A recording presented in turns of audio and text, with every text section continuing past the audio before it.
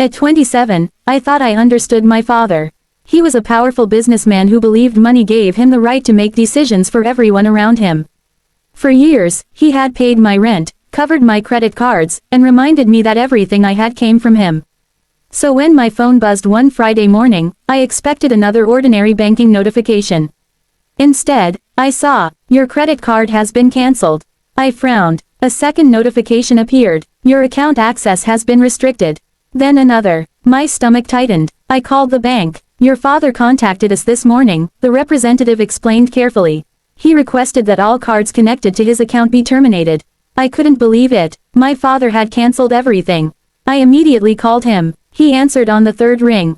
"Dad, what did you do?"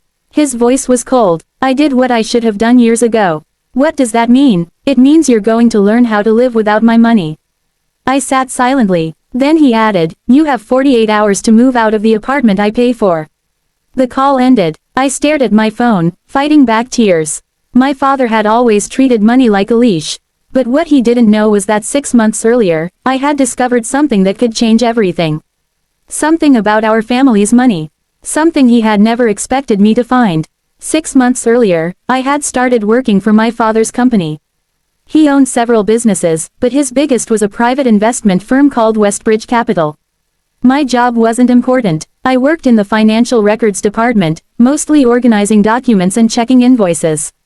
One afternoon, while searching for an old contract, I found a folder labeled Harrington Family Trust. My last name was Harrington. I opened it. Inside were documents going back more than 20 years. And that's when I discovered the truth. My grandfather had created a family trust before he died. The trust contained properties, investments, company shares, and millions of dollars. But there was something even more shocking. My father wasn't the owner. He was only the administrator. And according to the trust documents, when I turned 25, I became one of the primary beneficiaries. I read the document 3 times. My father had never told me. I contacted an attorney quietly.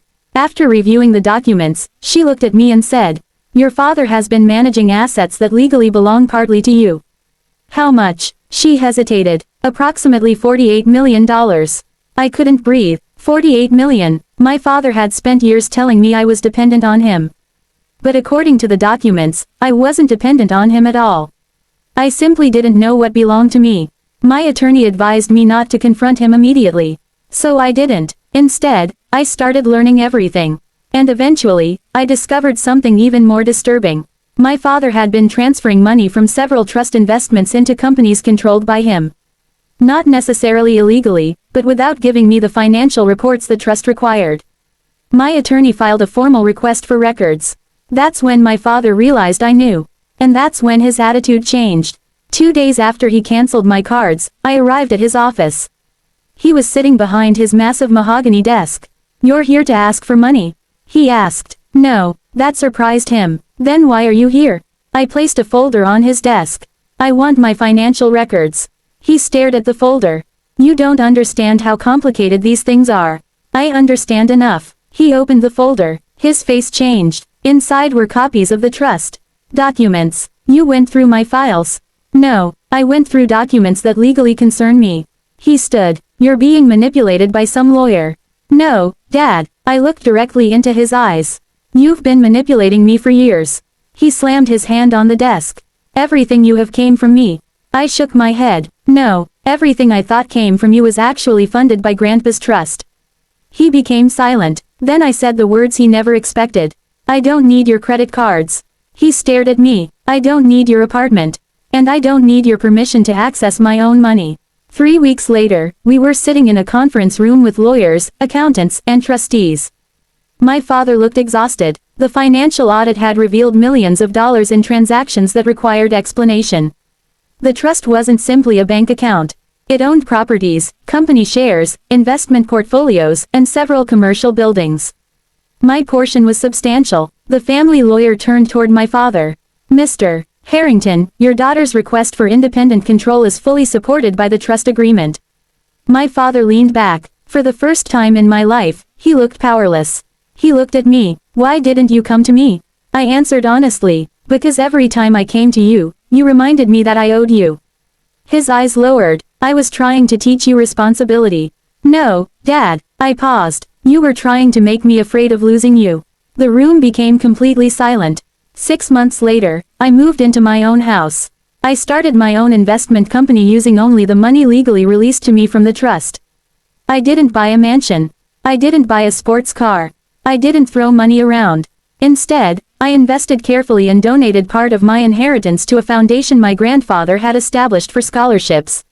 One evening, my father visited me. He stood at the front door holding an old photograph of my grandfather. I found this in my office, he said. I invited him inside. We sat together in silence. Finally, he said, "Your grandfather always told me that money was supposed to give people freedom." I looked at him. "Then why didn't you give me mine?"